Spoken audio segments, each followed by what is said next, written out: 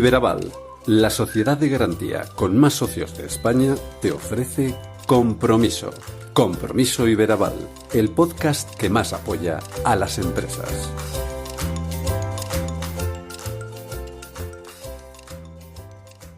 Bienvenidos a este nuevo episodio de Compromiso Iberaval, en el que nos adentramos en dos temas esenciales para el presente y el futuro de nuestras empresas: la adaptación y la innovación en el mundo empresarial y también el impacto del teletrabajo, especialmente en la generación Z. Hoy contamos para ello con dos voces expertas. Por un lado, Carmen San Martín, que es la CEO de Bodegas de Alberto, una empresa familiar que ha sabido combinar más de 3 siglos de historia con una visión estratégica moderna. Carmen nos hablará sobre la importancia de mantener las raíces mientras se avanza hacia nuevos mercados sin perder de vista la sostenibilidad y la calidad, porque, como ella misma dice, la vocación debe estar en dejar un buen legado a la siguiente generación. Por otro lado, tendremos con nosotros a David Blay, es periodista y consultor especializado en teletrabajo, quien fue pionero en este campo en España mucho antes de que la pandemia lo convirtiera en una tendencia global. Blay nos contará cómo esta modalidad laboral puede ser una herramienta para mejorar la productividad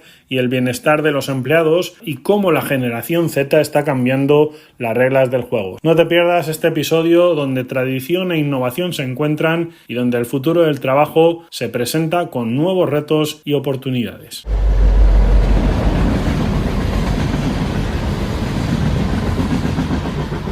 Compromiso Iberaval. Carmen San Martín es la directora general de Bodegas Hijos de Alberto, una de las más emblemáticas de la denominación de origen Rueda, con una historia que se remonta al siglo XVII. Bajo su liderazgo, esta bodega familiar ha sabido combinar tradición con innovación, adaptándose a los cambios del mercado y manteniendo un firme compromiso con la calidad. Carmen es una profesional sensata y cercana, con una profunda conexión con el mundo del vino, no solo por su rol actual, sino también por su experiencia previa en el sector. Lleva al frente de esta compañía, de Hijos de Alberto, desde hace más de una década, tiempo en el que ha impulsado la internacionalización de sus vinos, llevando su pasión y dedicación a mercados de todo el mundo. Además, ha sido una defensora de la sostenibilidad, implementando prácticas ecológicas respetuosas con el medio ambiente en todas las etapas de la producción, de ese proceso de producción que lleva a cabo la compañía. Como si se tratara de la vocalista de alguna de esas bandas a las que le gusta ver en directo, Carmen sabe llevar muy bien la voz cantante a partir de un liderazgo que destaca por ser cercano y comprometido, siempre buscando el equilibrio entre la herencia vinícola de la bodega y las exigencias del consumidor moderno. Gracias a su visión estratégica, Bodega Hijos de Alberto ha conseguido posicionarse como un referente en la denominación de origen Rueda, de la que ella también ha sido presidenta. Carmen San Martín, desde hace unas semanas, además, vicepresidenta de la empresa familiar de Castilla y León, es sin duda una figura clave en el panorama del vino español. Además, es alguien que ha sabido proyectar una pequeña bodega familiar al panorama internacional sin perder de vista sus raíces. ¿Cómo estás, Carmen? ¿Qué tal? Impresionada de tu presentación. Muchas gracias. Podría haber sido incluso más larga y todavía mejor. O sea que muchas gracias por acercarte a Compromiso Iberaval, a este podcast que está dirigido sobre todo a empresas, a pymes como la tuya, que siempre tenemos cosas que aprender. Los que estamos en el lado de las sociedades de garantía como es Iberaval, pero también los que estáis en las empresas. Oye, por romper un poco el hielo, Bodegas Hijos de Alberto tiene una larga trayectoria en la industria vinícola. Como decíamos, tú has sabido desde que llegaste a la gerencia o a gestionar la compañía, llevarla por un camino concreto, pero no sé si nos puedes trazar, vamos a empezar por el origen, unas pequeñas pinceladas sobre la historia de la bodega y cómo ha ido evolucionando a lo largo de los años. Pues en realidad hay que remontarse al siglo XVII y a mí es la parte de casi de la bodega que más me gusta, ¿no? Porque bueno, es un sector que ha crecido muchísimo en las últimas décadas, pero es verdad que nuestra bodega se distingue por ello, que nosotros tenemos la historia a la puerta. Fue fundada por los dominicos, como sabéis, en el mundo del vino muchísimas bodegas, su origen es dominical y sobre todo con una historia real, porque se hizo un trabajo de estudio de buscar todas esas fuentes que están en el archivo de Simancas para que el visitante, que bueno, una de las visiones de futuro que tenemos es el tema del enoturismo, viera que no es un argumento o un storytelling, ¿no? Ahora tan de moda. Se cedieron unos terrenos por parte de la Iglesia a esta orden de los dominicos para que se construyeran esas bodegas, y todo eso está en el archivo de Simancas y tenemos los facsímiles guardados en la bodega. A partir de ahí, como sabes, en la desamortización de Mendizábal, pues muchísimos bienes de la Iglesia son expropiados, y uno de ellos, pues estas bodegas. Se ejecuta en pública subasta y lo adquieren en aquel momento pues los primeros propietarios, unos marqueses, y desde ahí pues va, tras sucesivas ventas, acaba en mi familia, la familia Gutiérrez, de la que yo soy miembro de la 4ª generación. Entonces, para mí del hecho destacable es que el edificio, lo que es la parte antigua, donde tenemos nuestra bodega subterránea y parte de las oficinas, pero sobre todo está dedicada al enoturismo, tú ves la historia según abres la puerta, ¿no? Porque además es una bodega que la planta es bajita, de primeras es un edificio que no destaca, pero que luego contiene toda la historia por dentro, con 1,5 kilómetros de galerías subterráneas que son una maravilla. A partir de ahí, pues la familia Gutiérrez, inicialmente mi bisabuelo, comienza con un negocio de compraventa de vinos, como quien dice, más que elaborador, porque era propietario de una posada en el cruce de caminos entre las grandes urbes de la época, ¿no? Que era Medina del Campo y Tordesillas, y vio que era muy buen negocio lo de vender vino, ¿no? Entonces se dedicaba a comprar los excedentes de todas las familias productoras allí de Serrada, que toda esa zona, Rueda, La Seca, Serrada, pues cada casa tradicional tiene su cachito de bodega en la parte de abajo, y ve que se venden a mejor precio y en mejores condiciones fuera de la zona productiva, porque evidentemente, claro, cuando todo el mundo tiene vino, pues no es tan... aunque era parte de la dieta básica en aquellos momentos, se conseguían mejores precios yendo fuera. Entonces, en ese sentido fue inicialmente mucho más comerciante que elaborador. Unos años más tarde, ya de la mano con sus 3 hijos varones, con Dalmacio, José y Alberto, se decide de comprar estas antiguas bodegas originariamente procedentes de los dominicos, y dan el paso a ser grandes elaboradores y ampliar sucesivamente la bodega. En los años 40-50 empiezan a desplazarse, si tenéis ocasión de visitarnos, a la parte moderna, entre comillas, porque también ya actualmente tiene sus años, para ser una de las grandes bodegas de la época, y con 14 millones de litros de capacidad, que es una salvajada, ¿no? En la actualidad, pues nos sentimos muy orgullosos de haber llegado como empresa familiar a este punto de la 4ª-5ª generación, porque ya yo no tengo hijos, pero mis sobrinos y los hijos de nuestros primos ya son mayores, claro, porque mi madre, digamos, que es de los mayores, entonces nos vamos cruzando las generaciones. Pues nuestra vocación es de dejar un buen legado a la siguiente generación, ya ir pensando en cómo hacer bien las cosas, y que este negocio pues tenga continuidad por muchos años más dentro de la familia, a ser posible, porque es nuestro, no sé, va en nuestro ADN, o sea, no concebimos otra cosa a pesar de los problemas que puedan ir surgiendo. Queremos que siga dentro de la familia.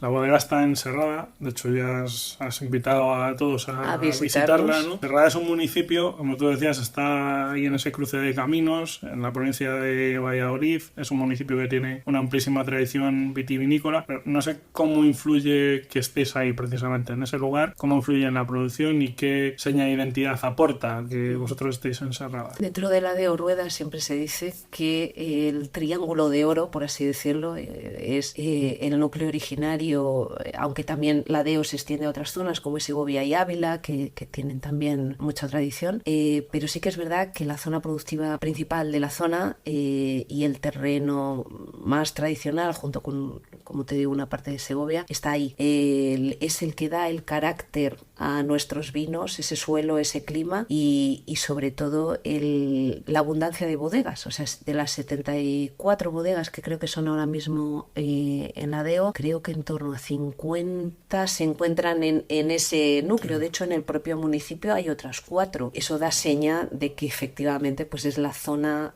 más tradicional de los vinos de la zona y cuenta con ese terreno cascajoso tan característico. Al final, para nosotros, el impacto de estar en un pequeño municipio pues tiene su cara y su cruz, ¿no? Como decimos, estamos en el medio del pueblo, nos genera muchos problemas, pero es que el pueblo ha crecido a nuestro alrededor, somos mucho más antiguos que infinidad de construcciones dentro del pueblo. Pero también, por otro lado, eso nos hace estar indisolublemente unidos con el que es nuestro municipio y son nuestras raíces. No estamos en mitad del campo, todo lo contrario, estamos como decimos, en el centro del núcleo urbano. Por otro lado, somos hijos de la zona y tenemos ADN verdejo, como digo yo siempre, porque no nos vemos en otro sitio. Uno de los motivos de que nuestra compañía no se haya ido a otras zonas vínicas, como puede pasar con otras bodegas, es que nosotros sí que tenemos uva tinta dentro de la zona. Y entonces elaboramos todos nuestros vinos en ese terreno que yo siempre digo que es apto para el cultivo de la vid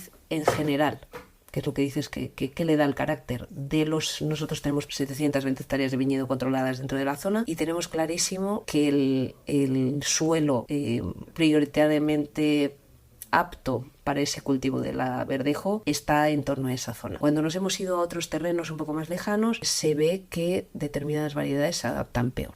Carmen, hablábamos antes de iniciar esta entrevista, estamos a unos días de que empiece la vendimia, cuando estamos grabando esta entrevista, y yo hablaba de un poco la aplicación de procesos innovadores que has llevado a cabo en esta década larga, vamos a decir, que llevas al frente de la bodega. Cuéntanos un poco qué tipo de innovaciones tecnológicas habéis llevado a cabo en estos años, o si estáis ahora en algún tipo de implementación, no sé. Bueno, yo tengo la suerte de tener un equipo fantástico que entiende de estas cosas muchísimo mejor que yo, porque voy sucumbiendo poco a poco con las nuevas tecnologías, pero sí que es cierto que bueno, a nivel de viticultura se ha avanzado muchísimo, en temas de agricultura de precisión es una pasada, lo que viene, lo que se va a ir aplicando, y igualmente a nivel de bodega. Nosotros ya hace unos años que instalamos una herramienta que a día de hoy es que no concebimos la vendimia sin ella, que es el FUS, un equipo analizador que te saca 10 parámetros de la uva en cuestión de segundos, que es que eso, bueno, a nivel de calidad es imprescindible. Luego el tratamiento de todos esos datos, porque sabes casi desde la viña para qué vino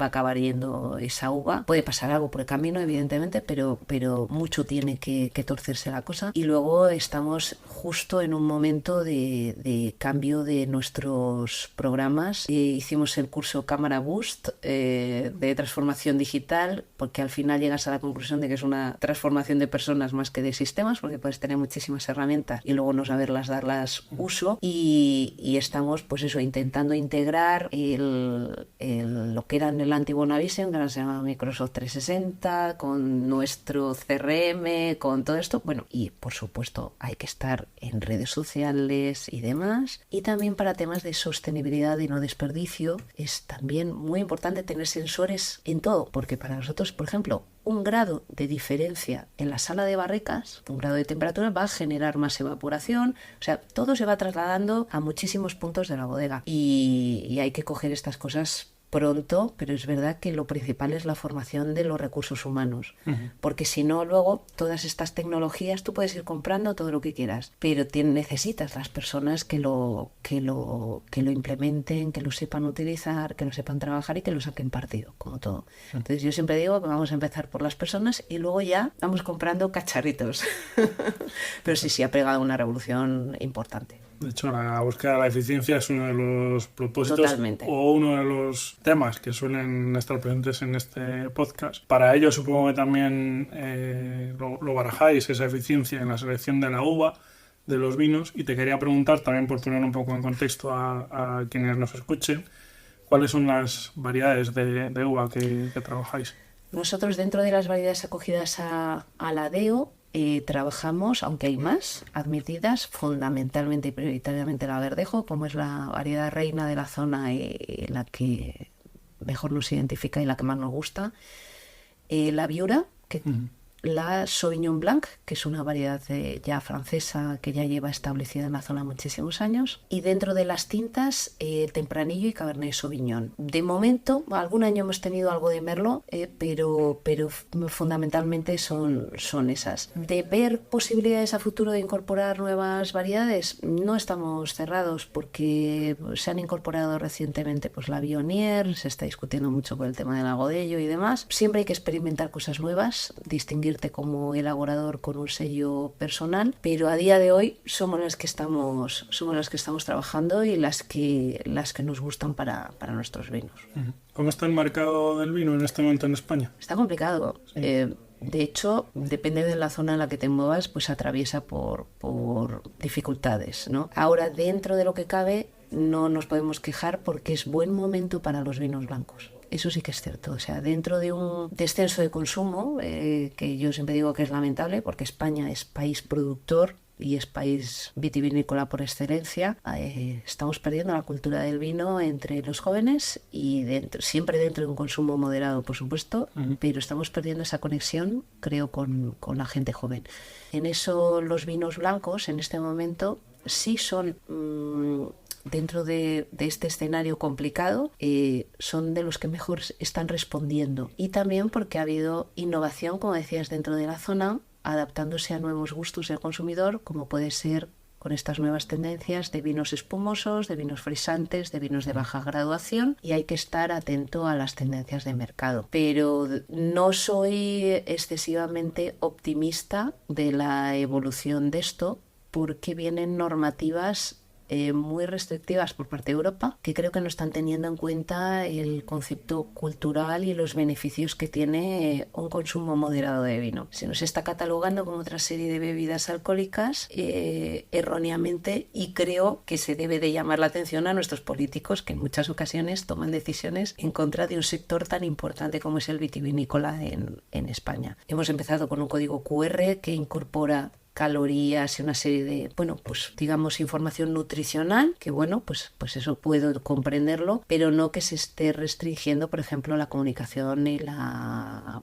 publicidad del vino, porque al final el vino es marca. Si tú preguntas fuera de España qué conocen de España, pues probablemente te digan los equipos de fútbol, y luego a lo mejor a continuación pues una de las grandes marcas de vino con las que cuenta España, como puede ser Vega Sicilia. Hablando de precisamente ese ámbito, de fuera de nuestras fronteras, del ámbito internacional, y a pesar de lo que estás diciendo, que muchos productores lo indicáis, tú sí has basculado, digamos, una parte de lo que se hacía en la bodega al público exterior, digamos, al extranjero. No sé qué porcentaje puede suponer ya de la facturación que tenéis y qué metas hay, si es que bajáis a ampliar todavía más. Es donde en realidad tenemos posibilidad de crecimiento. Entonces, para nosotros la exportación es uno de los ejes prioritarios de la empresa, y donde se están volcando muchos de nuestros recursos, con asistencias a ferias, a premios, además, incluso evidentemente con viajes y sobre todo personal cualificado, ¿no? En este momento estamos facturando en torno a un 15% dentro de exportación. Sigue siendo poco. Los vinos de rueda en general han sido un éxito total dentro del mercado nacional, y quizás eso le llevó a internacionalizarse tarde, ¿no? No tener esa necesidad de salir fuera, y cuando llegas fuera te encuentras un mercado muy competitivo y muy profesional, que requiere pues de muchas cosas, hasta adaptaciones de producto a nivel de etiquetado, en niveles normativos, porque cada país tiene una legislación distinta de este tema, y que evidentemente cuesta y chocas con mercados quizás no tan restrictivos como puede ser productores chilenos, argentinos, que vienen con una perspectiva del nuevo mundo, que las denominaciones de origen no saben lo que es ni las conocen, sin ningún tipo de cortapisas ni limitaciones. Y tú entras a ese mercado a competir, y es complicado. Pero poco a poco, esto es un trabajo a largo plazo, no el que espere obtener resultados rápidos se equivoca, y la exportación es cara, pero yo siempre digo lo mismo, que sale mucho más caro no exportar. Lo vivimos durante la pandemia, que España reaccionó de una manera, otros países reaccionaron de otra, y el caso concreto de Holanda, que todos lo vimos en las noticias, que no aplicó confinamientos a la población, salvo en contadas ocasiones, creo recordar, pues mantuvieron una política de puertas abiertas. Pues si no hubiera sido gracias a la exportación, pues probablemente no hubiéramos logrado terminar aquel año en el resultado positivo, de lo cual todavía me sigo sorprendiendo. Y lo que te digo, tú no puedes tener todos los huevos en la misma cesta. Si por lo que sea España no evoluciona correctamente, necesitas tener repartidas tus ventas lo más posible. Pero es cierto que es complicado, pero que hay que apostar vamos decididamente por los mercados exteriores. Carmen, en un contexto, lo has anticipado tú antes, ¿no? De cambio de hábitos de consumo, de que las nuevas generaciones sí tienen una visión muy diferente a la que podemos tener a los todavía jóvenes nacidos en los 60, 70, 80, ¿no? ¿Cómo estáis adaptando, y con esas cortapisas que tú decías también, que a veces es más complicado promocionarse, entre comillas, cómo estáis adaptando la estrategia de marketing para llegar a ese público que puede estar empezando? Pues mira, yo creo que nos hemos ahí como sector equivocado totalmente pretendiendo que la gente cuando va a venir a pedir un vino sea Master of Wine, ¿sabes?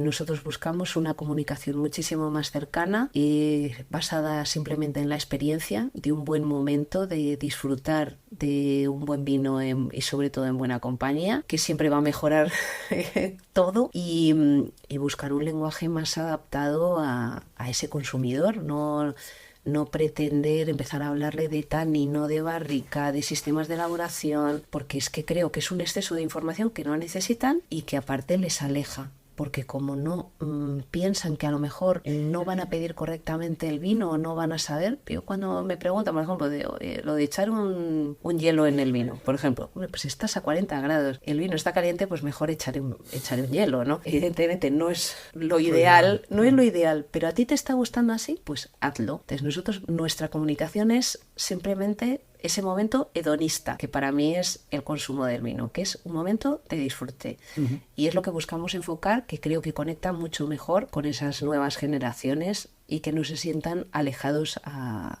ese vino. A nivel de etiquetado, evidentemente, tú puedes hacer muchas cosas. Hay vinos que su propio contenido te lleva a un producto mucho más complejo, como puede ser nuestro dorado, ¿no? Que es un vino generoso de 17 grados y medio, pues evidentemente se va a ir dirigido a otro tipo de consumidor, pero tenemos esos frisantes, como te digo, que son totalmente algo sin complejos y que lo único que busca es que la gente los disfrute. Pues tendrás que adaptar cada producto a cada exacto. Es muy interesante porque además yo he probado alguno de esos vinos, tengo que decirlo, y en concreto ese que comentabas, dorado, es espectacular. O sea, que aparte de visitar la bodega, recomendación de la casa, probar esos vinos en cantidades moderadas siempre, como dice Carmen, ¿no? Oye, aparte de ese día a día, y me vas a entender por qué digo esto, desde hace unas semanas eres vicepresidenta de la empresa familiar de Castilla y León. Pero vamos a hacerte la siguiente pregunta, enfocada obviamente con este nuevo cargo que vas a ostentar, partiendo de la singularidad de que eres gerente de una empresa familiar, precisamente. ¿Cuáles han sido esos retos que siempre se ve de una manera, desde fuera por lo menos, siempre se ve, pues que fíjate, con la familia, además, siempre es complicado, ¿no? Siempre.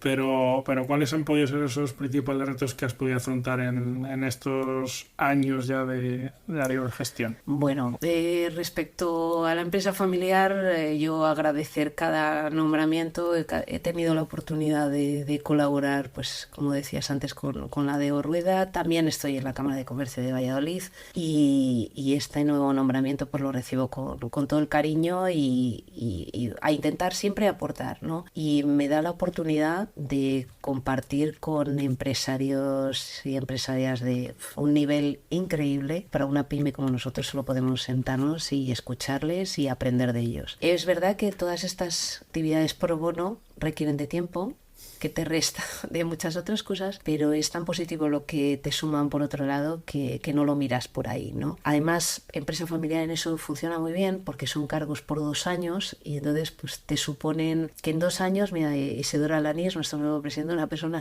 con un impulso bestial, entonces lo coges con muchas ganas porque tienes muy poco tiempo de poder hacer cosas y dejar tu impacto. Y siempre hay que contribuir a la sociedad en la que estás y entonces es nuestra manera de aportar, ¿no? Ahora estamos en un proyecto de simplificación administrativa del que si lo conseguimos nos va a redundar en beneficio de todos los empresarios de Castilla y León, entonces merece la pena. Como empresa familiar, como decías, pues es un entorno complicado, yo siempre digo lo mismo, pero también las cooperativas y también cualquier entorno de trabajo. Tengo un muy buen amigo que siempre dice que el que no reñe con la familia es porque no la tiene. Y es verdad, porque probablemente ese grado de cercanía te lleva a que es con quien más te enfadas, ¿no? Pero yo tengo que decir que cuando llegué a Bodegas de Alberto, que jamás pensé que iba a trabajar en ella, porque al pertenecer a la cuarta generación ya somos un número importante de familiares y de accionistas, pues conté con el apoyo de mi familia. También es verdad que atravesábamos una situación muy complicada, de la que ahí la familia dio un paso adelante y apoyó el negocio familiar del que había salido todo lo demás. Nos ha permitido estudiar carreras, iniciar otros negocios y igual que en su momento nos había apoyado para poder desarrollarnos, pues que llegaba el momento de tener que devolvérselo, ¿no? Y el compromiso fue tal que confiaron en mí y quizás si tuviera que volver a vivir aquellos años, pues no sé si sería capaz, creo que fue la inconsciencia también, ¿no? Y la juventud, pero a día de hoy miro hacia atrás y tengo la sensación de que todo ha merecido la pena, entonces lo miro con mucha satisfacción, ¿sabes? Y bueno, fueron momentos muy duros, pero el resultado, lo que te digo, a día de hoy creo que ha valido la pena y creo que es lo más bonito que puedo hacer. Y me encontré más problemas con el personal en aquel momento de la empresa que con lo que fue la familia, ¿eh? Y bueno, creo que de todo se aprende, fue un aprendizaje muy complicado, ojalá me lo hubiera podido evitar, pero seguro que no soy la persona que soy hoy si no hubiera pasado por ahí. Entonces, digamos que ahora, mirando al futuro con ilusión, tengo un equipo maravilloso y yo siempre digo que no es que estén a mi cargo, es que están conmigo. Carmen, todo forja, ¿no? Y las experiencias, sí, igual que hablábamos de los jóvenes que ven el mundo del vino de otra manera, con experiencias, las experiencias que uno lleva casi siempre son enriquecedoras, cuando son positivas y también cuando son negativas. Vamos a poner un poco el foco en la parte de Iberaval, que por eso te hemos traído Estamos también, aquí. porque en ese desempeño que llevas en la bodega como CEO, tienes esa visión 360 grados. Entre otros ámbitos, pues también tocas la parte financiera. Tú habías trabajado previamente antes de aterrizar en la gerencia o en la dirección general de Bodegas de Alberto. Habías trabajado, como digo, en entidades financieras. Acudisteis a Iberaval, cuéntanos un poco en qué propósito y cuál ha sido la experiencia, espero que positiva. Pues sí, hombre, estamos aquí. Pues fue curioso porque yo tenía la idea, a pesar de haber trabajado 11 años en banca, como bien dices, que en dos entidades distintas por procesos de fusión y demás, yo pensaba que las sociedades de garantía recíproca eran para esas operaciones que no se pueden dar en la banca comercial, o inicialmente creo que nacieron así. Afortunadamente la situación de nuestra bodega no es esa, sino que simplemente coincidimos con Iberaval en un foro y vimos que sus condiciones eran mejores. Entonces, egoístamente buscamos para nosotros, evidentemente, como es mi obligación, ¿no? que es buscar las mejores condiciones para mi empresa, porque evidentemente tenemos para invertir, para avanzar, para hacer muchas cosas, pues hace falta solicitar financiación, porque no somos capaces de tener esa tesorería nosotros solos. Y fue el que mejores condiciones nos daba. Es así de sencilla, así de egoísta. El trato es estupendo. Luego se vehiculiza a través de una entidad financiera con la que nosotros habitualmente trabajamos, pero en realidad es que sus condiciones eran las mejores. No puedo decir más, creo que es buen comentario, y de hecho ahora cuando salga hablaré con mi gestor porque tenemos proyectos de futuro y tendremos que valorarlos, claro que sí, con Iberaval. ¿Cuáles son esos proyectos? Si yo puedo anticipar algo. Bueno, estamos ahí, siempre hay que mejorar, pero llega el momento de cambiar la embotelladora y eso es una inversión muy, muy importante. Tenemos una embotelladora muy potente, pero falta un elemento. Hemos ido sustituyendo por partes porque nosotros estamos en una velocidad teóricamente de 6.000 botellas hora. Entonces, las maquinarias nuevas que hemos ido adquiriendo son a 10.000, para que te hagas una idea, pero nos limita esa llenadora y también buscando nueva versatilidad de vinos. La embotelladora que tenemos actualmente, la llenadora es por gravedad, bueno, esto ya es un tema más técnico, y vamos a buscar ir en isobárico para poder hacer mucho mejor determinados vinos, como pueden ser los espumosos, los frisantes y demás. Nos va a dar esa posibilidad de ampliar nuestra gama si es que lo deseamos, y aparte el tratamiento de los vinos es muchísimo mejor y evita esos desperdicios de los que hablábamos antes, alimentarios, que también son muy importantes. Pero bueno, es una inversión de un calado muy grande, entonces hay que verlo con mucho cuidado. Vamos a ir acabando, Carmen. Habríamos estado varias horas charlando, porque es siempre muy interesante la charla contigo, pero vamos a poner el foco en algo que sabemos que te apasiona, que es la música. Eres una gran amante de la música, de los conciertos. ¿Qué se escucha en las oficinas de la bodega, entre barricas? No sé si vendimiando, ¿qué escucháis? Pues mira, vendimiando concretamente no, porque el ruido de las maquinarias es tan brutal que tendríamos que reventar aquello y nos iban a llamar la atención. En realidad, fíjate, para mí la música me acompaña a lo largo de todo el día, a distintos momentos. Hago muchas horas de coche, como te puedes imaginar, y creo que no sé conducir si no funciona la radio. Me va acompañando a lo largo del día y me motiva mucho para distintos estados de ánimo. Me gusta mucho la música en directo. Prácticamente te diría que no tengo un género que no me guste, pero sí que es verdad que yo me río mucho, mira, porque por ejemplo ayer en Instagram, que hay que estar, claro, en redes sociales y demás, pues colgaron un vídeo y dije, bueno, qué música más espantosa, porque nos etiquetaron. Y dije, pero bueno, qué poco gusto tienen. Y es verdad que en bodega, como tenemos un chat de WhatsApp, yo creo que casi todo el mundo, cuando hay alguna canción que me gusta mucho, llega un momento que se lo mando. Pero fíjate si llevamos la música a un nivel de experiencia de bodega, que tenemos un podcast, o sea, una lista de podcast para cada vino de reproducción y unas catas sonoras, porque es verdad que bueno, esa unión entre el sentido, el gusto, el olfato y demás, si la unes con una sensación de la música, implementa esos...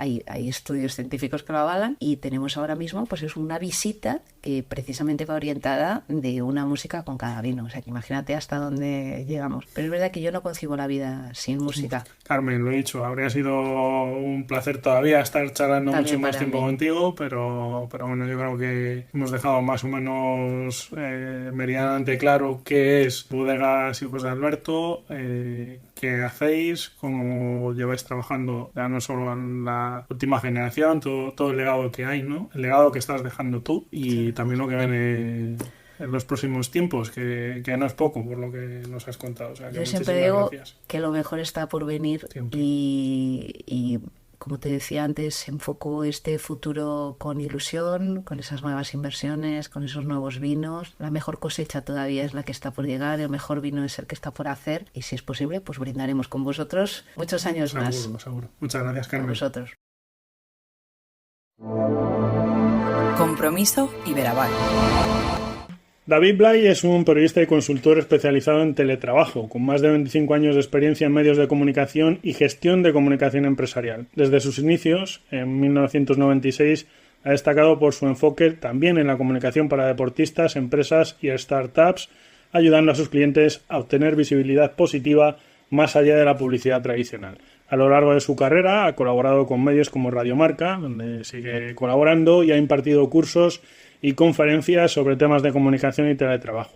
En su faceta académica, David es profesor en diversas universidades y programas de máster, donde imparte materias relacionadas con estrategias de comunicación y redes sociales. Su especialización en teletrabajo le ha llevado a ser una figura clave en este campo, sobre todo desde la irrupción de la pandemia.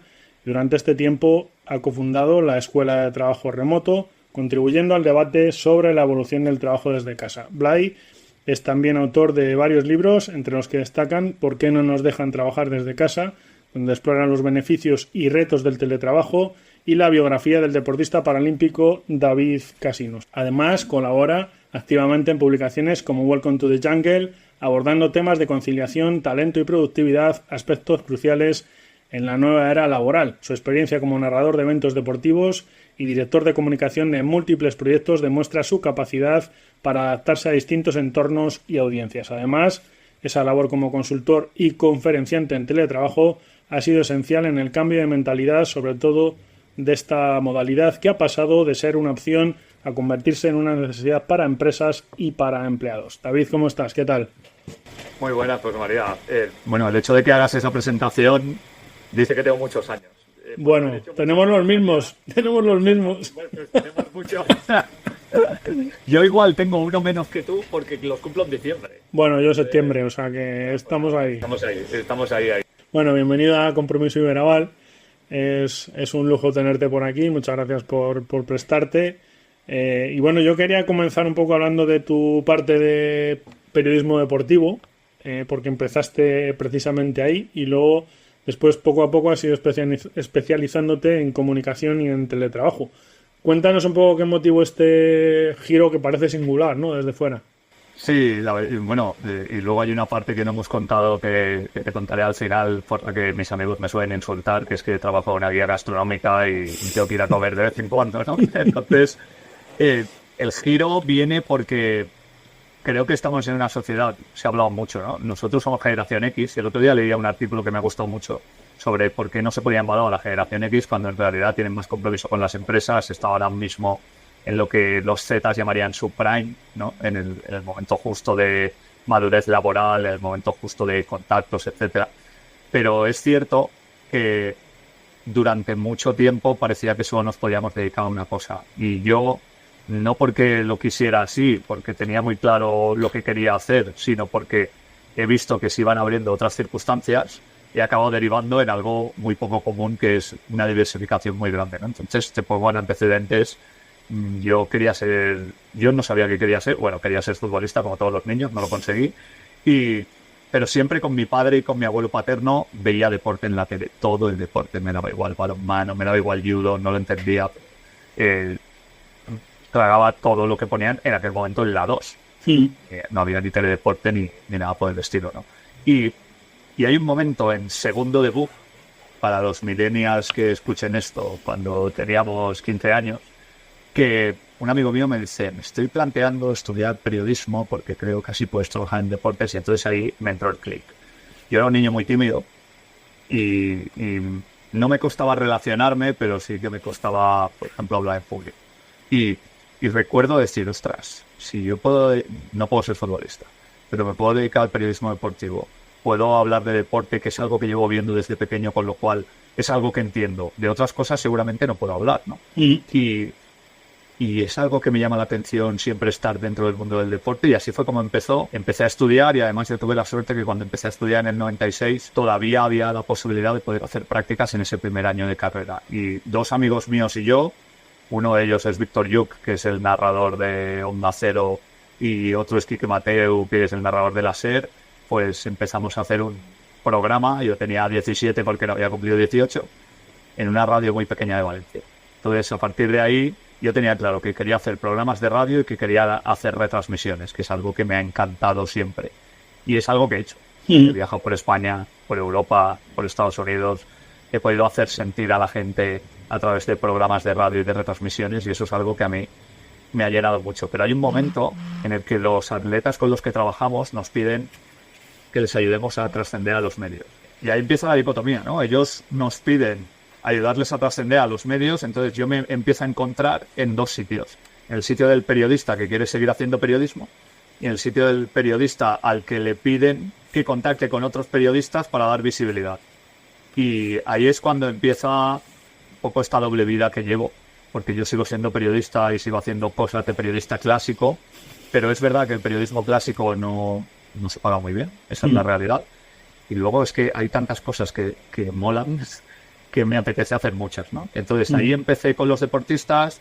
Las empresas que estaban sponsorizando a esos deportistas nos pidieron que les ayudáramos a hacer lo mismo, que es trascender a los medios cuando ellos tenían cierta noticiabilidad, y ahí es donde se abre ese hueco de director de comunicación, por decirlo de alguna manera. El tema del teletrabajo viene más adelante, porque en 2007 decido irme a trabajar en casa y nadie lo entiende, pero a partir de ahí, pues trabajo conmigo como trabajaba con mis clientes. Genero una marca personal en la que hablo de teletrabajo, porque estoy convencido de que, teniendo la tecnología de que disponemos, no deberíamos trabajar el mismo número de horas que nuestros padres.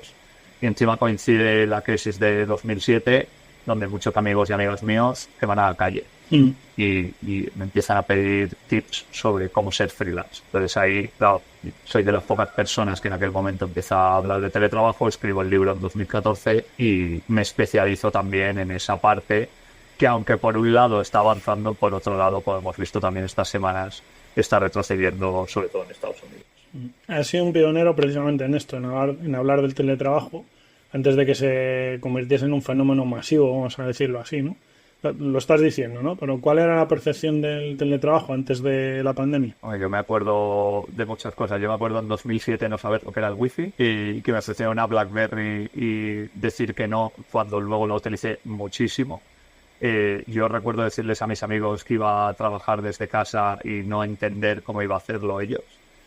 Recuerdo mucha gente diciéndome, ostras, pero esto que planteas tiene sentido. Yo tengo muchos amigos que han ido a los entrenamientos del Valencia durante muchos años y luego tenían que volver a su redacción o a la redacción de radio o de televisión para poder seguir trabajando, cuando en realidad desde donde estaban podían haber hecho su trabajo perfectamente y hubieran ganado horas, ¿no? Entonces lo que intenté ahí fue evangelizar un poco, porque prácticamente no había nadie en España que estuviera hablando de ese tema. El libro en 2014 tiene que ver con intentar ayudar al máximo de gente posible, pero todavía no había un boom. Y es más, yo llamo a mis 30 amigos periodistas para que me hagan 30 entrevistas, porque si no, no hubiera tenido trascendencia. Y hay una parte antes de la pandemia que siempre recuerdo, no sé si es un estudio de Randstad o de Adecco, que decía que solo el 4,9% de las personas en España antes de pandemia teletrabajaban. Pero hacía una pregunta que a mí me parecía extraordinaria, que es, si tú te atrevieras a decirle a tus superiores que quieres teletrabajar, ¿teletrabajaría? Y la respuesta era un sí en un 68%.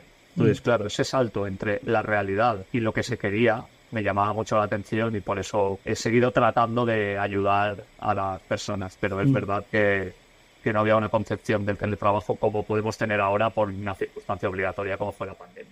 Precisamente en ese momento, con la llegada del COVID, de la pandemia del coronavirus, el teletrabajo, digamos, que eclosiona en muchos sitios. Obviamente había negocios o empresas que no podían implementarlo por cuestiones obvias, pero no sé si ha cambiado la mentalidad empresarial de verdad sobre esta modalidad desde entonces. ¿Cómo lo ves tú? No demasiado. Te voy a decir la verdad, hemos dado un paso que era difícil de dar. Creo que nos hemos ido a una concepción de que tiene que haber algún día de teletrabajo porque eso beneficia la concentración o la productividad. Y casi te diría que ese trabajo híbrido sí que está socialmente aceptado, pero lo estamos viendo. El CEO de Amazon ha dicho que a partir de enero todo el mundo tiene que volver 5 días a la oficina. Eso ha ocurrido en Apple. Sin embargo, hay una tensión entre la parte directiva y la parte laboral, porque la parte laboral explica que durante la pandemia se salvaron muchas empresas gracias a que se pudo teletrabajar, con lo cual se demostró que el teletrabajo era eficiente, pero en la parte directiva hay una relación antigua que entiendo, ¿no? Cuando a ti te enseñan algo de pequeño, eso no se va. Entonces, si a ti te han dicho que hay que estar presencialmente, que con ese esfuerzo vas a seguir haciendo cosas y tu empresa ha sido exitosa, es difícil que pienses que hay otra manera. Pero a mí me da la sensación de que vamos a retroceder porque hay una parte que no está de acuerdo con el teletrabajo. Creo que además cada vez va a haber más demandas, como ya hemos visto, que van a ir ganando los trabajadores, que tienen derecho a teletrabajar y que pueden demostrar que teletrabajando se trabaja bien y con productividad. Pero creo que perdimos una oportunidad muy grande en formación. Creo que en la pandemia mucha gente tuvo que teletrabajar por obligación, pero nadie les había enseñado. Y teletrabajar no es hacer las mismas horas en un sitio distinto. Requiere conocimiento de herramientas de productividad, requiere saber cómo tener reuniones en remoto o híbrida, requiere saber cuándo parar, porque en la oficina sabes cuándo parar, pero muchas veces en casa no. Creo que hay muchas cosas que se han perdido en el camino y que ahora mismo es difícil volver a hacer frenar a muchas compañías para que puedan implementar esa formación. En tu libro, ese libro de 2014 del que hablabas antes, ¿por qué no nos dejan trabajar desde casa?, criticas ciertas barreras culturales y organizacionales. ¿Cuáles crees tú que son las más difíciles de superar? Yo creo que hay una barrera de educación para las personas que ahora mismo llevan empresas exitosas, sobre todo en España, donde después de tantos años ya no les vas a poder hacer cambiar de opinión. Y luego a nivel organizacional, te voy a poner un ejemplo muy sencillo. Tú puedes plantear un teletrabajo absoluto para tu empresa, pero sin embargo, a nivel legislativo tienes que seguir fichando. Con lo cual, si una persona, por ejemplo, es mucho mejor trabajando por la noche y quisiera trabajar por la noche, tú eso no lo puedes contemplar de ninguna manera, con lo cual estás perdiendo un poco de esa productividad. Entiendo la otra parte, ¿eh? Si no fichas o si no se controlan las horas se pueden descontrolar y puede haber gente que trabaje demasiado, que es lo que pasó en la pandemia. Pero creo que estamos en un momento de ruptura muy grande. Creo que también trabajar por objetivos o por proyectos es algo que ya llevamos haciendo mucho tiempo. Hay empresas de 800 trabajadores donde 400 no se ven la cara. Y está en el edificio del lado y todo lo hacen online, aunque esté en presencial. Entonces ya no es una cuestión de qué cambio, ¿no? Es una cuestión de que llevamos trabajando así mucho tiempo. Simplemente necesitamos un ordenador y un teléfono y a veces ni siquiera el ordenador, pero no estamos consiguiendo que también esa parte sea importante porque hay mucha gente que a lo mejor simplemente por poder llevar a sus hijos al colegio estaría mucho más a gusto en la empresa y no se plantearía marcharse. Y es algo nimio, pero no se aplica porque hay una parte cultural en la que no se permite. David, ahora hay también muchas empresas que utilizan modelos híbridos. No sé, bueno, un poquito si nos puedes explicar qué es esto, que creo que está bastante claro, pero ¿qué ventajas y desventajas tú crees que tienen estos sistemas? Yo creo que hay una ventaja muy grande, que es que la realidad es que en las oficinas tenemos interrupciones constantes y muchas veces no acabamos haciendo bien nuestro trabajo por diversas circunstancias que incluso son ajenas a nosotros. El modelo híbrido, por una parte, te permite poder disponer de tu tiempo de otra manera cuando estás trabajando en remoto y por otra parte, lo que también te da es la opción de concentrarte en algo que a lo mejor es muy importante para la empresa y que no puedes acabar dentro de una oficina. Hay mucha gente que va antes de que entren sus compañeros o que se quedan después de que se vayan para acabar algo que de otra forma no ha podido finalizar.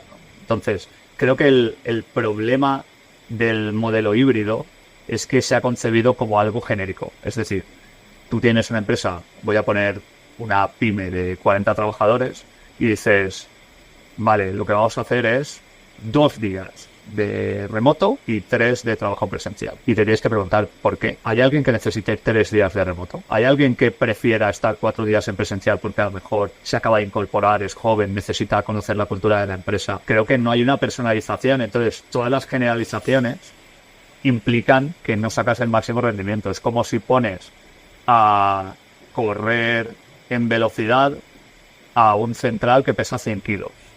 Y pones a hacer o a intentar hacer 10 kilómetros a un ritmo alto a un futbolista que no tiene fondo físico, como en nuestra época podía ser Romario, ¿no? Entonces, ¿cuál es el éxito, por ejemplo, de un equipo? La personalización, saber qué es lo que necesitas de cada uno para que luego todo eso funcione en conjunto. Y yo creo que eso, en el modelo híbrido, aunque es un gran paso, no se está poniendo. Oye, como cofundador de la Escuela de Trabajo Remoto, que tiene que ver mucho con todo esto que estamos hablando, obviamente, ¿cuáles son las principales lecciones que enseñáis a las empresas, también a los empleados, para optimizar ese teletrabajo? Mira, muchas veces lo que decimos es, lo único que hace falta es comunicación transversal. Nos acostumbramos en la pandemia a que siempre que teníamos reuniones online nos conectábamos 5 minutitos antes, primero por saber si iba bien o no, si nos escuchaban, si nos veían. Pero luego también había una segunda parte, que es que en esos 5 minutos antes de la reunión preguntábamos al otro o a la otra cómo estaban, cómo iba todo, qué tal la familia, si había algún problema. Ahí se generó una enorme cantidad de información que muchas empresas ni siquiera sabían. Y luego había una segunda parte que tenía que ver con que había mucha más capacidad de comunicación de los objetivos. Es decir, no sabemos qué va a pasar dentro de 6 meses, entonces nuestro objetivo a corto plazo es este, a medio plazo es este y a largo plazo es este. Y no solo era mucho más claro lo que tenía que hacer cada uno en su día a día, sino que le permitía integrarse dentro de la estrategia al trabajador o a la trabajadora, motivarse incluso más porque estaba conociendo los planes que había y hasta te diré más, había perfiles que de repente tenían una idea sobre lo que se había planteado que podía mejorar la estrategia que se había dado. Creo que hay un problema de comunicación, hay un problema en el que tú no conoces a tu equipo con lo cual, como decíamos antes, no puedes saber qué necesita cada uno, no puedes explicar de manera global por qué cada uno necesita una cosa y por qué eso va a beneficiar a la empresa, y luego tampoco explicas hacia dónde vas, con lo cual también estás perdiendo esas oportunidades. Entonces, mientras eso no se produzca, nosotros les podemos enseñar a trabajar en entornos como Slack, como Teams, como Discord. Les podemos hablar de cómo optimizar su tiempo en casa. Les podemos decir cuándo hay que parar. Les podemos enseñar en qué momentos hay que contestar a los correos y cuáles no. Pero si luego esa conversación no fluye, en realidad va a haber pocas cosas en las que se puedan avanzar. David, hablamos de conciliación, que vuelvo a decirlo, tiene mucho que ver con lo que estás contando, ¿no? Pero ¿cómo ha afectado el teletrabajo a esa vida personal de los empleados? ¿Y es realmente beneficioso en términos de equilibrio entre vida laboral y personal? Vamos a ser muy claros aquí, ¿eh? Yo no quiero ser talibán, yo tengo 2 hijas, mi mujer también trabaja en casa, nosotros también hacemos malabarismos para poder estar con ellas, pero estamos. Pero aún así, durante el verano nosotros trabajamos porque somos freelance y tenemos la suerte de poder alquilar un apartamento cerca de Valencia y que las niñas tengan su grupo, pero no dejamos de estar con ellas mientras también estamos trabajando. ¿Cuál es la realidad de la conciliación? Que al final la percibimos como la vimos en la pandemia, y en la pandemia es: tengo a mis hijos todo el día aquí en casa, no tenemos suficientes ordenadores y es un problema muy grande. ¿Cuál es la realidad a día de hoy? Que cada persona necesita una cosa. Alguien necesita llevar a sus hijos por la mañana, alguien necesita recogerlos por la tarde, alguien prefiere tener un turno donde trabaje más rápido y tenga menos tiempo para descansar para luego poder estar con ellos. Alguien puede hacer un horario deslinealizado en el que trabaje por la mañana, luego esté con sus hijos y mientras ellos o ellas pues o se duchan o hacen actividades extraescolares, acabar el trabajo. Quiero decir, la conciliación es posible, pero no es la panacea, porque trabajar desde casa y tener que cuidar a los niños supone un problema mental muy grande. Y lo hemos visto en las vacaciones. La gente que trabaja y que tiene 2 meses a los niños en casa, o tiene que tirar de los abuelos, o tiene que gastarse más dinero, o tiene que llevarlos a campamentos, pero en realidad la gente quiere estar con ellos. Entonces ahí empieza un problema que yo ahora mismo no he visto que se pueda solucionar de manera sencilla. Abrimos otra puerta, con tu permiso, David. Llevas más de una década asesorando a empresas, también a deportistas. ¿Qué diferencias encuentras en la forma de comunicar en estos 2 ámbitos? Además, deportistas concretos, que son también los paralímpicos, que nos puedes hablar de ello. Bueno, yo he tenido la suerte de trabajar con atletas de todo tipo, desde el mundo del fútbol hasta el mundo del motor y personas con discapacidad. Llevo trabajando con ellos desde 2012. Vengo ahora de estar dentro de la Villa Paralímpica trabajando para el Comité Paralímpico Español, haciendo un podcast diario, y ha sido posiblemente una de las experiencias laborales y personales de mi vida. Creo que los deportistas tienen 2 perfiles: aquellos que comunican muy bien, pero que necesitan ser conscientes de que hay que comunicar de manera constante, y para eso necesitan un periodista al lado, porque si no, por muy bien que lo hagas en una competición, los siguientes 5 meses desapareces de los medios, y hay otros que sí que aparecen, y entonces cuando vas a pedir un patrocinio, eso es difícil de conseguir. O hay deportistas que no saben comunicar y que creo que, teniendo en cuenta que la mayoría se van a enfrentar a entrevistas, ruedas de prensa, etcétera, necesitan como mínimo un asesoramiento, y ya no te hablo de las redes sociales.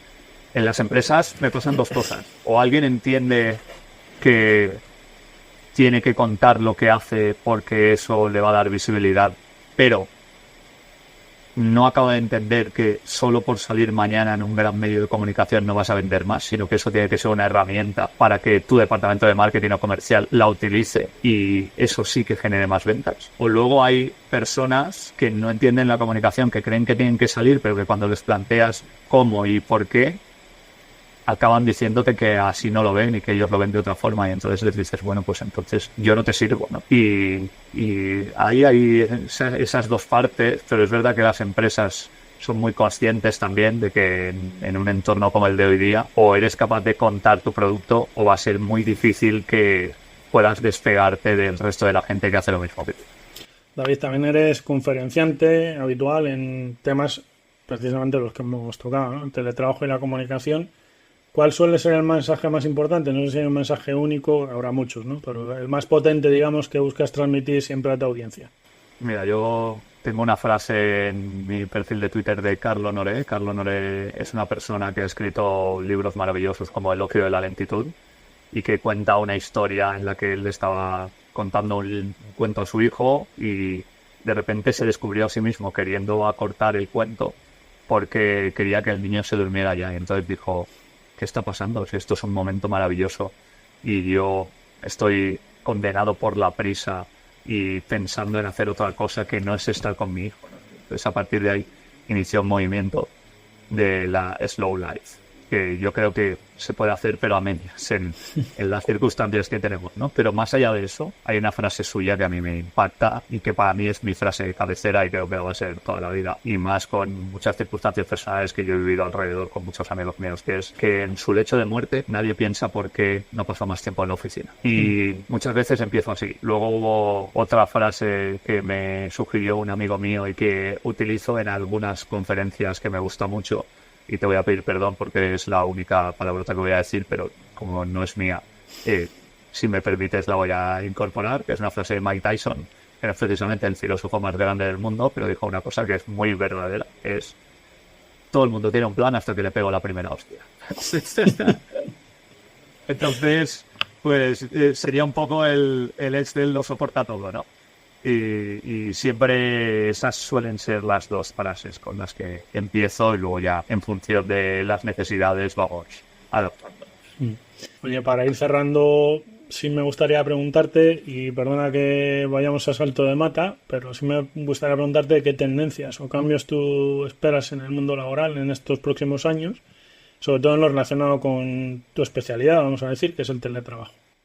Mira, hay una parte muy importante de la generación Z, que es una generación que ha vivido entre dos crisis, que no está teniendo acceso a la vivienda, que sabe que difícilmente va a poder tener un salario alto inicialmente y que a nivel de estabilidad seguramente le va a costar más que a nuestra generación, y ya no te cuento que a la generación de nuestros padres que con 45 años habían comprado ya un piso y lo tenían pagado, ¿no? Pero ellos le dan importancia a la salud mental, hay cosas que no quieren hacer en el trabajo. Igual te piden teletrabajo, que te dicen, no, yo quiero ir a la oficina simplemente porque quiero disfrutar de este proyecto, pero están cambiando cosas. Todo eso que nosotros en algún momento nos hemos callado, nos hemos tragado o nos ha hecho quemarnos en un trabajo y luego ir a otro, ellos lo están visibilizando. Y hay una parte directiva que cree que es de ser una generación blanda, ¿no? Yo creo que son una generación valiente, porque saben cómo quieren trabajar, lo piden desde el principio, no aceptan un sueldo porque sí y luego se quejan de que cobran poco, sino que desde el inicio cuentan lo que querrían y cómo querrían. Sí. Allí hay un libro maravilloso que se llama Diario de un Millennial, de David Tomás, de CyberClick, que fue una de las empresas nominadas y que creo que además ganó el premio a Best Place to Work hace algunos años.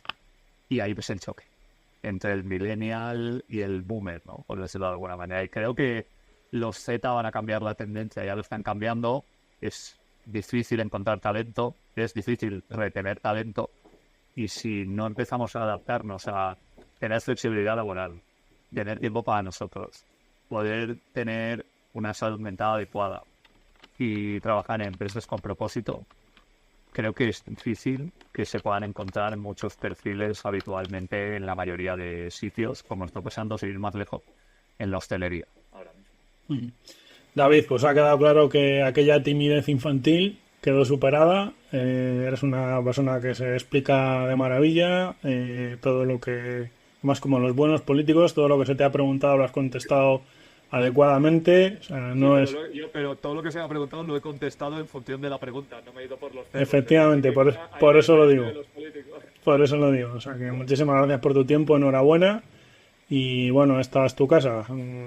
Iberaval y Compromiso Iberaval, pues te agradecemos muchísimo tu tiempo, que sabemos que está bastante medido y más cuando uno es freelance. O sea que gracias, Bueno, gracias a vosotros, de verdad. A mí cada vez que me llaman para hacer un podcast es muy difícil que diga que no, porque ya has visto que la radio me encanta y el hecho de que haya empresas que sigan apostando por este formato me parece maravilloso, porque creo que es el que sigue llegando a la gente. El poder de la voz, que dicen en muchos sitios, no se va a ir nunca. Y bueno, de hecho, tú me estás viendo. Hay un dicho que es: si la voz te enamora, no te pases por la emisora. Y bueno, yo no soy Brad Pitt, con lo cual, pues esta voz que mis padres me han dado con la genética es una de mis armas. Bueno, muchas gracias, David. Un placer, muchas gracias. Compromiso Iberaval. Hemos llegado al final de este episodio de Compromiso Iberaval, en el que hemos aprendido de dos profesionales que están transformando sus campos desde perspectivas muy distintas, pero igualmente inspiradoras. Carmen San Martín nos ha mostrado cómo una empresa familiar puede perdurar a lo largo de los siglos siempre y cuando sepa adaptarse a las exigencias del mercado y mantenga una clara visión de futuro. Lo mejor está por venir. Nos recordaba con optimismo Carmen, subrayando la importancia de la innovación sin perder la esencia de lo que hace única a su bodega. Por otro lado, David Blay nos ha revelado que el teletrabajo no es solo una cuestión tecnológica, sino de mentalidad. Su enfoque sobre cómo la generación Z valora aspectos como la flexibilidad y la salud mental nos deja claro que las empresas que no se adapten a estos cambios corren el riesgo de quedarse atrás. Como David Blay mencionaba, si no empezamos a adaptarnos a esta nueva realidad laboral, será difícil retener el talento. Gracias por acompañarnos, te invitamos a reflexionar sobre lo que nos han contado hoy y ya a pensar en cómo estos conceptos pueden aplicarse en el día a día, ya sea en tu empresa familiar o en la gestión del trabajo en remoto. Hasta el próximo episodio. Has escuchado el podcast de Iberaval, tu sociedad de garantía.